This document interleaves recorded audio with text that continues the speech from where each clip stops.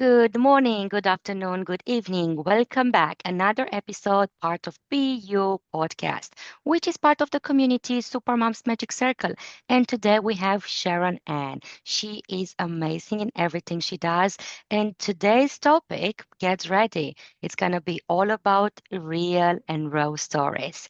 So let's welcome Sharon. Welcome. Hi, Alexandra. Thank you for having me here. So, a little bit about me is I am a trauma coach for female frontline workers who battle anxiety, depression, dissociation, PTSD. So, basically, that means like if you're in the medical field, you're trained to be like a lawyer, a nurse, a doctor, or a psychologist, and you're in school, but you're trained to get your hours. I'm willing to work with you with your mental health issues so you're able to go out there and effectively give on to your clients. So, like, say you struggle with depression, you don't want your depression to show up with your clients. How do you manage that? How do you learn techniques like NLP or EFT tapping? How do you self-soothe? And that's something that I help you with. Um, I got into coaching as a direct result of my past. I am a trauma survivor from the time I was 10 till I was 24. At 24, I'm like, enough is enough. Was tired of all the threats, was tired of living in fight, flight, freeze, fawn mode. But I'm like, I can't do this because one day I would be fine, everything would be great. And the next day it was like, how do I function in a job? How do I function in society? It was living that double life. And I'm like, no, I don't want to do this anymore. So went out there and I'm like, I'm going to get help. There has to be something better than always being scared. There has to be something always better than walking on eggshells. So I got into support groups, got into the recovery room, and I saw people who are able to relate to me. People who are like, I struggle with depression. I struggle with anxiety. I was abused too, and I was able to hear their story. And through their story, my life was transformed. I got into this because I made an empty promise to God. I'm like, God, if I'm able to hear from my trauma, if I'm able to hear from the baggage I went through, I want to give back to others. And little did I know that it was a blank promise. Like God's like, no, this isn't just going to be a promise. You're not just going to go out there and give back to others. This is going to be your life mission. And throughout, as I healed various areas of my life, like as I healed my anxiety, as I healed my codependency, my people pleasing needs, God transformed me in those areas to give back to other people. Um, Wow. out there That's and yeah, it's and I'm like, beautiful. no, yeah, thank you. No, honestly, thank you so much. You share so much. And I have to say, first of all, congratulations for doing all of this. And do you remember the day when you said, this is it? I want to change? I do. It was summer of 2005. I had just started learning how to drive back then. So, of course, when you learn how to drive, you're like wanting to get behind the wheel and just go. And back then, I was like trying to navigate life. At 21, most people are like fully established in the sense that they have their friends, they have their niche, they have some of their goals. I was like 21, but I was functioning like I was a 10-year-old. Right. Okay. Okay. Well, well done. Well done. And everything you're doing now and your mission is so beautiful. Thank you. Thank you for being you. And I'm just so glad that God bless you into this transformational journey. So now you can help and transform others, which is amazing. Let's go and talk a bit about trauma. Whoever is listening, whoever is watching, just so you know, trauma can be super small or can be super big, but it's still your trauma. So let's talk about your perspective on trauma. So my perspective on trauma, like you were saying, is there's little T trauma, like getting into a car accident, being bullied, someone yelling and screaming at you. And then there's big T trauma, which is like those things that we remember the most, like an earthquake, an avalanche. They all affect you, but little T trauma is something that you're able to recover with within days, whereas big T trauma, it can be months or years that takes you to recover from. Right. Okay. And what would you say is the first thing for someone to do in order to start recovering from any type of trauma? To be willing to go out there and speak out, to go out there and be like I get this. I need the help I need. I'm going to get the help because asking for help should be a mark of maturity. It shouldn't go up there and be like something that causes you anxiety. Yes, it's hard to ask for help, but once you do, your world opens up. You realize that there's people that will advocate for you, people that really do care about you. Because as trauma survivors, we're thought to isolate because when we isolate, we're keeping the abuse alive. When we isolate, we're going up there and giving the other person power versus when we talk about it, when we go out there and share experience, we're the ones taking back the power. Right. Okay. That's amazing. Thank you. Thank you for sharing that. So if we go to PTSD, so this is post-traumatic stress disorder. Tell us more about that. It's basically like your body going in fight, fight, freeze, and fawn mode. You're so focused on what's in front of you that that's the only thing you can think about. That becomes your whole entire world. You don't know anything. Your body's shut down. It's like, what do I do next? What do I do next? Type of mentality. It affects your very well-being. It affects your relationship with others. It's like you're constantly crying when you're in PTSD. You're constantly like scanning your surroundings. You're in a state of hypervigilance. Like I remember when I first came out about everything, the threats were so real. I was constantly scanning around my environment, constantly looking over my shoulder of, oh my gosh, is my perpetrator there?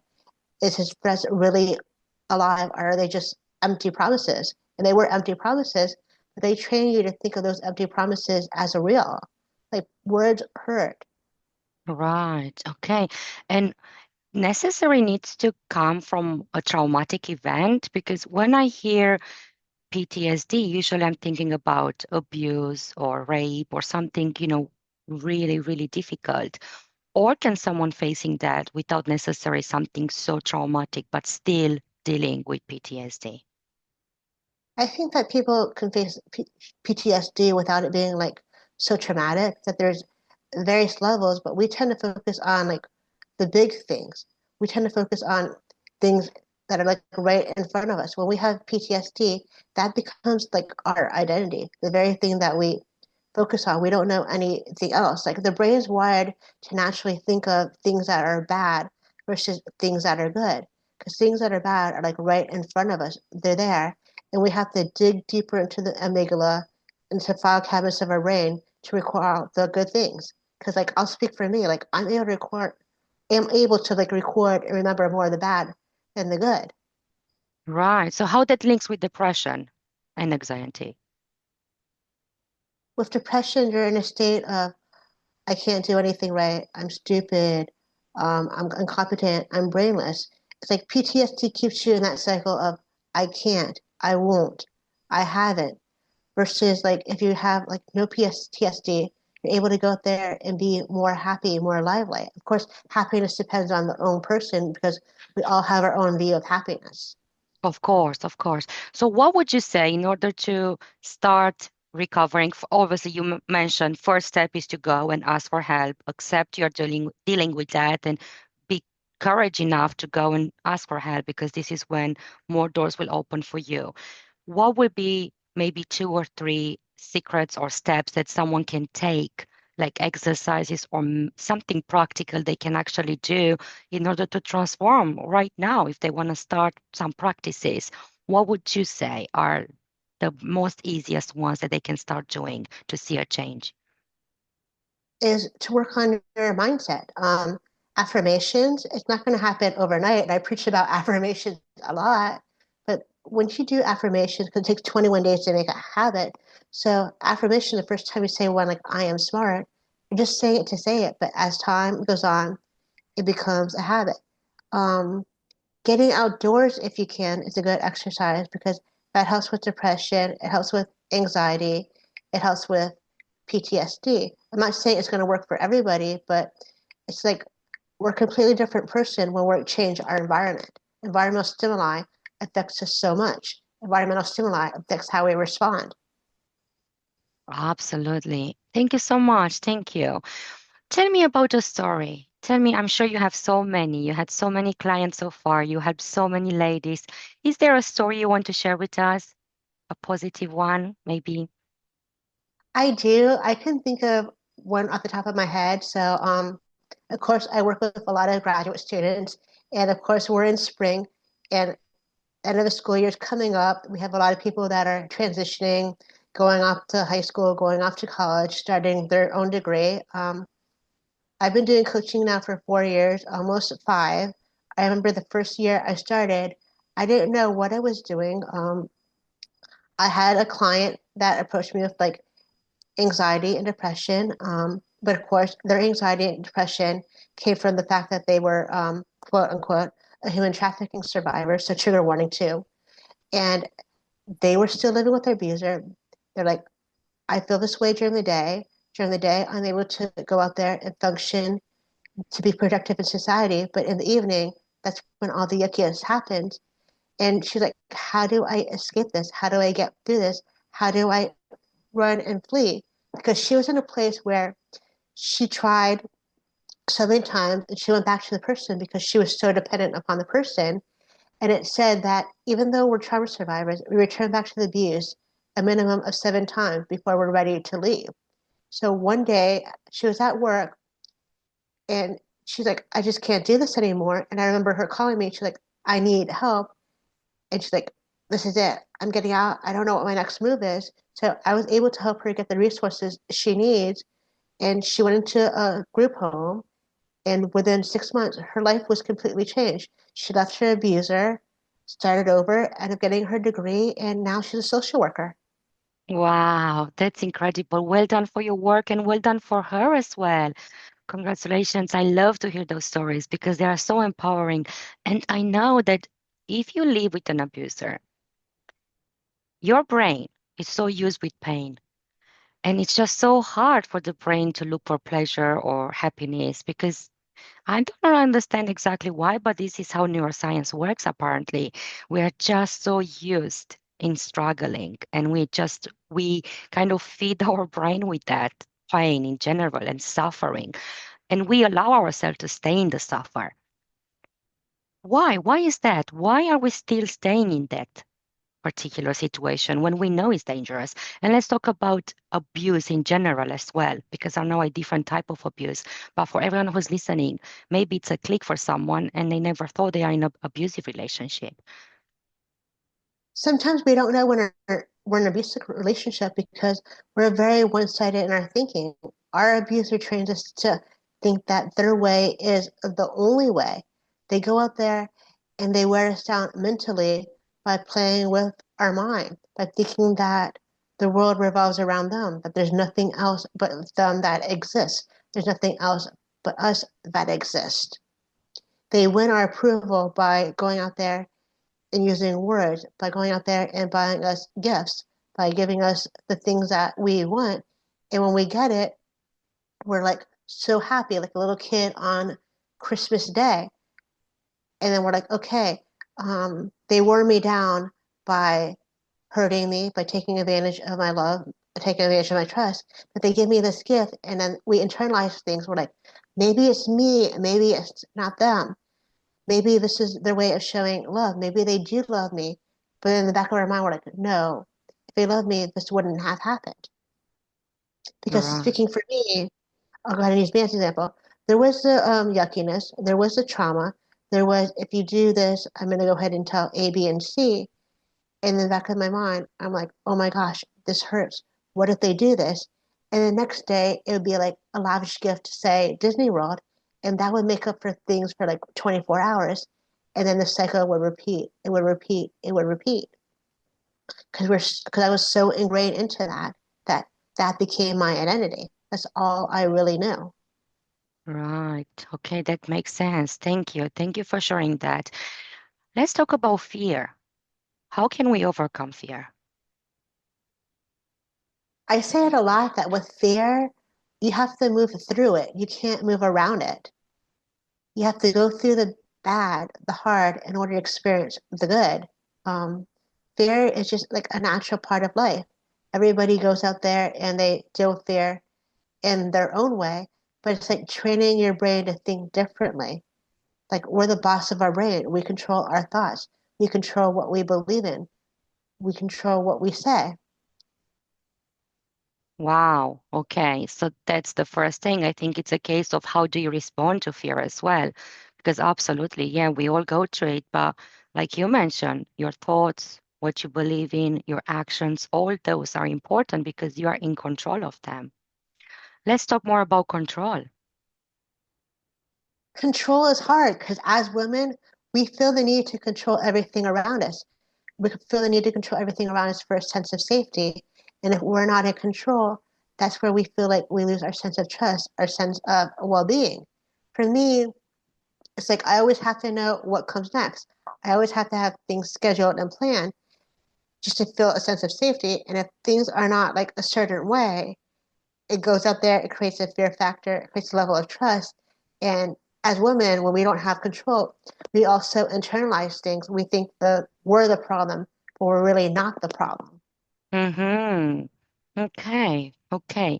Now, let's talk about what mistakes do we do when maybe we have a friend or a family member who is dealing with a problem, any type of those problems, abuse, depression, or any mental illness or any mental health problem. What sort of mistakes do we usually do? Instead of supporting them, we make them even more hard for them. I love this question. Some of the things that we do to make things hard for trauma survivors are those who are struggling with depression, anxiety, etc. As we say, it's all in your head. Get over it. Give it up to God. Just pray about it more. Just brush it to the shoulder. Don't toughen up, soften up, or just be normal. And But that's those things, hard. yeah, those things just intensify it because we all have our own degrees of healing. And when you say those things, it goes back to like what you were saying earlier. Why ask for help if these are the responses we're going to get? It's like people mean well, but unless you're trauma informed, unless you've been through something similar, you really don't know how to respond to things.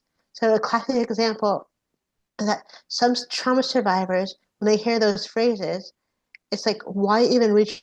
Or sometimes it's like when they hear the phrase, just act normal, they internalize things and just causes more anxiety, more depression, more of the PTSD to come to the surface. And also, there's people who are spiritual who mean well. And when we come to them, they just quote a scripture or a Bible verse at us, thinking that that'll help us. But no, it doesn't. And one thing that I've had to learn with coming out and telling like my story is, do you want the personal experience? Do you want the spiritual aspect? Ask them how they want to help me. Like, how can I tell my story? What do they know about a particular thing? Like, what do you know about depression? And then that usually gauges like how much I tell them of my story or what modality of healing I choose to share with them. Wow, that's a great method because obviously we all have a meaning and those words mean different things for all of us. And it's just so good to ask them that because you know exactly where they are and then you know exactly how you can step and help them moving forward. And thank you for sharing that because that's huge, plays such an important role because I remember when I went to depression, I had the loved ones around me, but nobody else experienced that and they were trying, you know, to help, but actually it wasn't helpful at all. Like you said early on, like, oh, it's just in your head. You can do this. You are strong. I was like, I'm trying, but as much as I'm trying, I feel like I'm drowning. Like it's not working. And you saying that, it's even more difficult for me, you know? So yes, and I really wanted everyone to hear it because we probably need to spend more time and be more careful with what we are saying, especially if we haven't experienced that. So be more kind with someone who's going through that. And what else would you say? Is there something else you would like to share with the world instead of saying that? What can they do? What good things and good practices will be for them to help their friends or family members who are going through a difficult situation?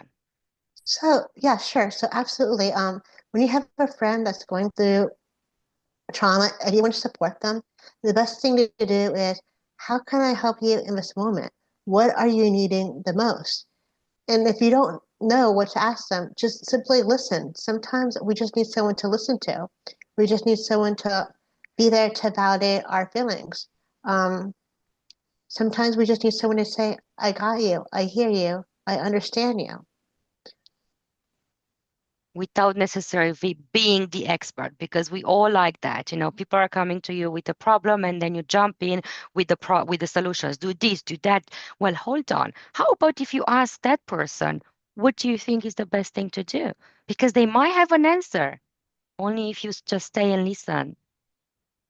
Exactly. And sometimes we may not have an answer. Sometimes it may be like, okay, I don't have the answer. And that's okay just to come out there and say that. But I care about you. I want what's best for you, but I'm not sure how to help you in this moment. And that's Mm, okay. It may sting them a little bit, but I rather than be honest than not be honest. Like I had someone right. approach me recently, I'll say at a church event, like sometimes I'm okay with like touch if I know you, but like don't put me in a chokehold if I don't know you. And they internalized things and then they came back to me and they're like, what's going on? Are you sick? Is something wrong with you? And I'm like, I really don't know you. Please don't touch me. And in that moment, they were so mad, but I came back to them later on and it was like, oh, I get it. Sometimes we have to educate them.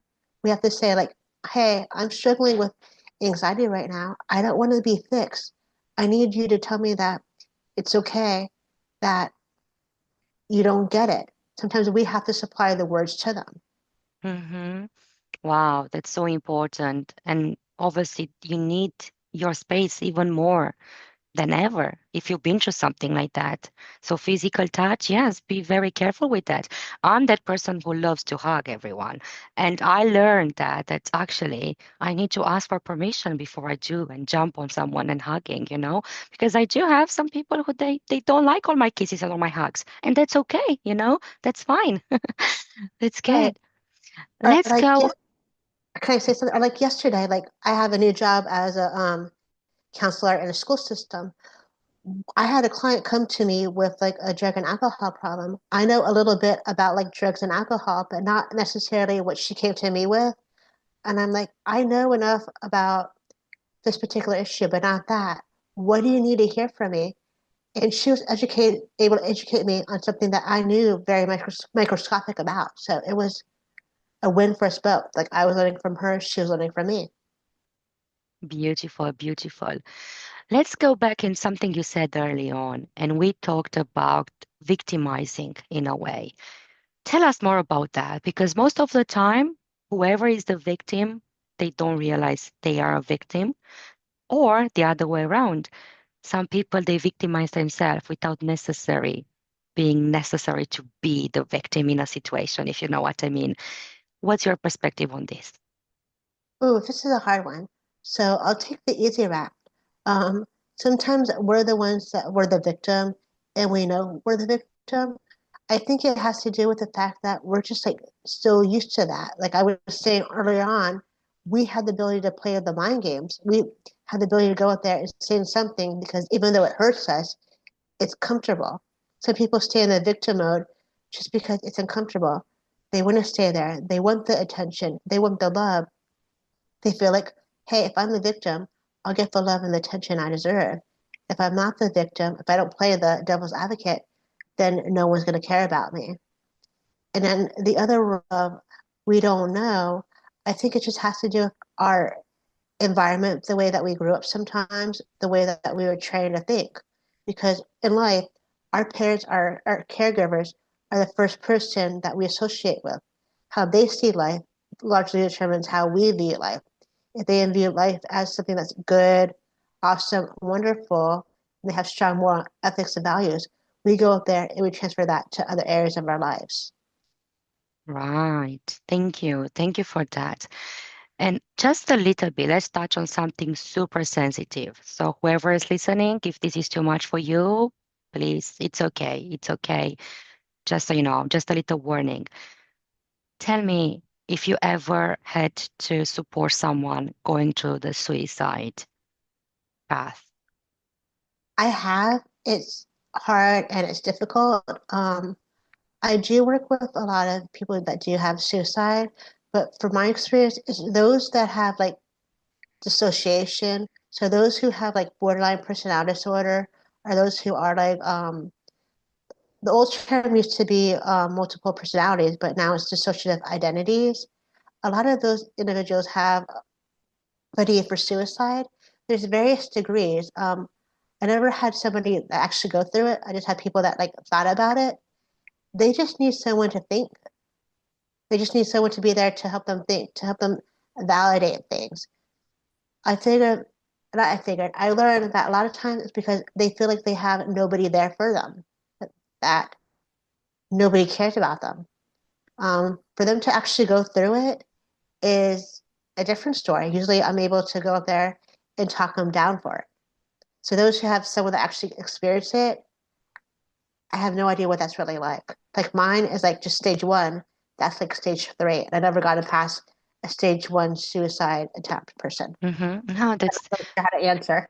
yeah, that's beautiful. No, everything you just said. How, please help us. How can we identify if someone is going through that? What sort of symptoms or what sort of things can we look after if it's someone is like bipolar or like you said in this situation and maybe we don't know they are going through that, but maybe they do have suicidal thoughts.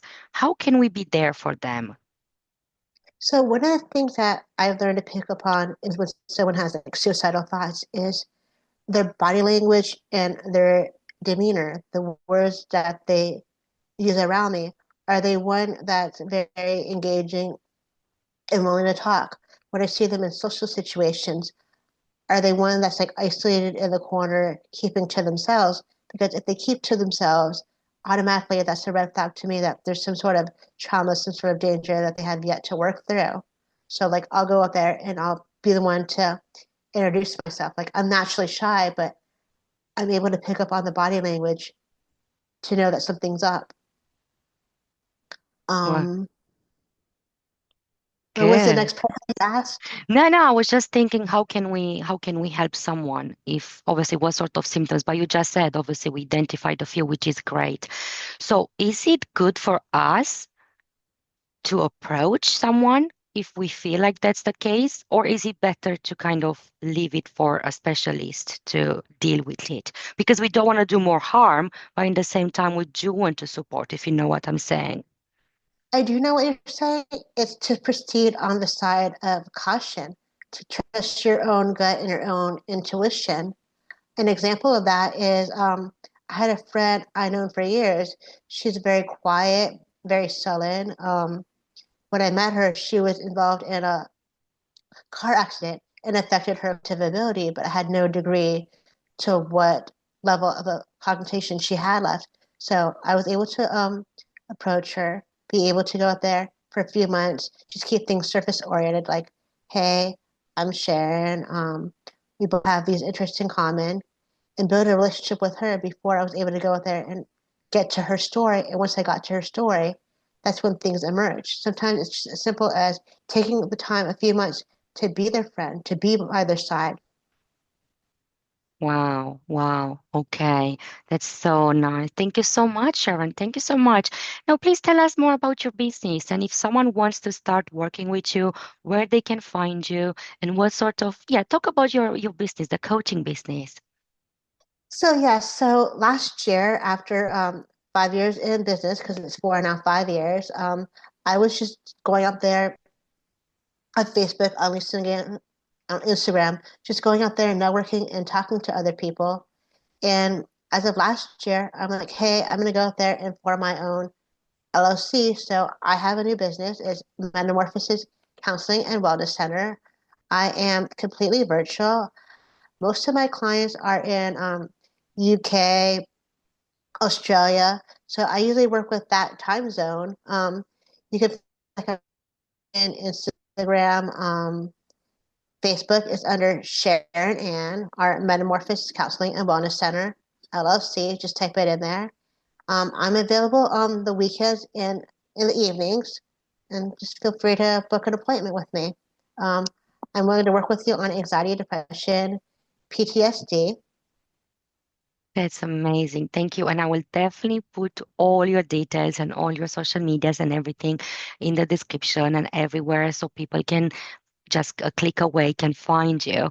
And that would be, you know, I really say, even if it's a quick chat, just go for it because Sharon Ann, as I can see you, you are just such a blessing.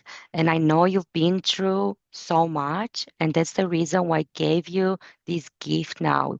I feel like you have to go through all that experience so now you can truly understand your clients.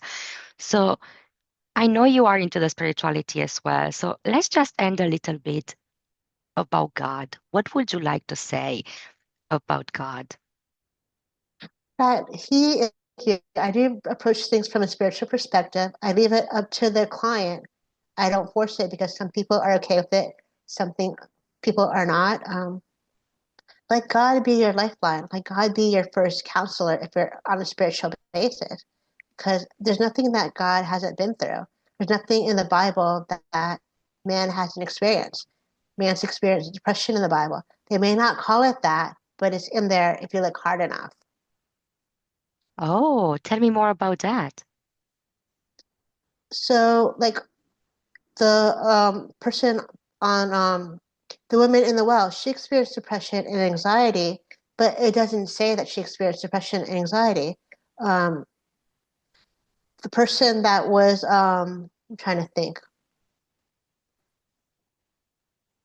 The person that doubted God, they experienced fear, they experienced condemnation, but it didn't call it fear or condemnation. It calls it something else. So one of the things that I've had to do is look in the Bible and be like, hey, what are the scriptures that focus on fear? And then it shows me people that had fear and how they overcame it. Hey, what are the people in the story that experienced abuse or sexual abuse? It tells me their story and how they overcame it. Wow, that's great. That's great. So please tell me if someone really wants to go be closer to God, because in nowadays, unfortunately, we are talking now to people that they do believe in it. They do believe and they know maybe it's not God, maybe it's a different other way of, obviously addressing to it, but they know it could be universe or it could be a different other religion. And what's the easiest step for them to take to really start feeling, seeing, hearing, and living with God every day? Something as simple as just praying or reading your Bible. You may not feel God right away, but things are just feelings. They're not facts. The more you saturate yourself in something positive, the more it becomes a part of your life, a part of your identity. Wow. And how do you pray? Because this is really, really, I think this question, we don't even know if, do we know how to pray the right way? Because praying doesn't mean asking for things. What praying means to you, and how would you say we should start praying the good way? I don't think there's a right way or a wrong way to pray. Just as I'm having a conversation with you, it could be something as simple as that to God. It could be something as simple as talking out loud, being like, hey, I know there's a God. I may not feel you, but this is my issue today. If you're there, I want to share this with you. It's just a casual conversation. And I like to I, think of God as my best friend and use that as a doorway to be able to pray. that's amazing. That's so beautiful. And then you can ask for signs, and then guess what? God gives you the signs. Yes.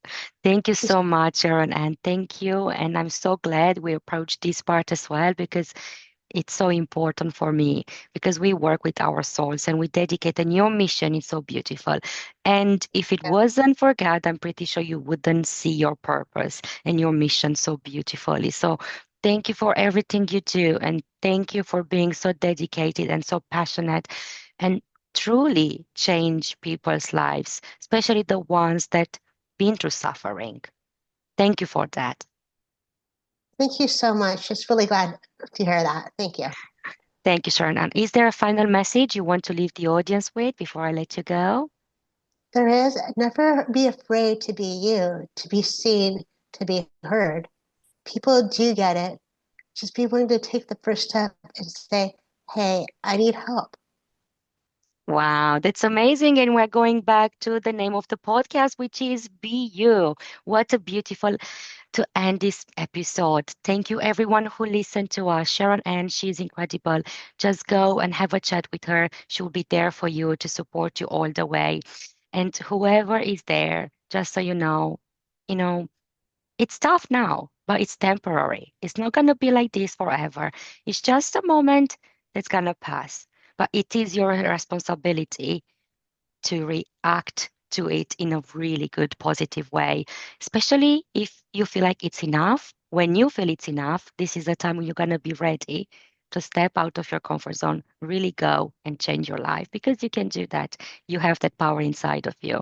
And go and ask for some support, like Sharon Ann mentioned early on, because when you are in pain and when you need help, please go and just speak with a specialist, speak with someone so they can support you the right way. This is all from today. Our seasons of BU podcast will continue with more amazing experts and super amazing women in business. This is all from today. Go jump on in Supermom's Magic Circle and comment anything. What was your takeaway from today's podcast? And we're going to be there to support you in your journey and to put you in touch with Sharon Ann. This is all from today. Keep on smiling and keep on shining.